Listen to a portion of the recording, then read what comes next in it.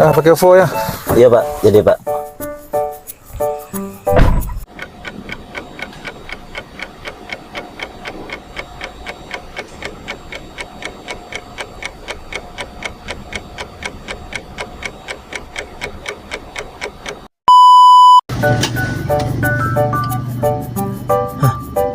Sialan magiak bintang 1 gini kok. Hande. Siapa magi bintang 1 patang ya? Perasaan ke patang wak job penumpang nak do aman-aman. Onde le nak job. Le nak job.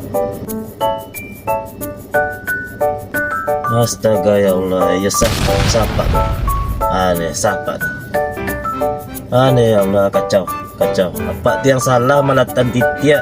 Awak yang magi bintang 1. Nak tahunya efek magi bintang 1 ke Pak lah. Astagfirullah. Tak tahunya ada apa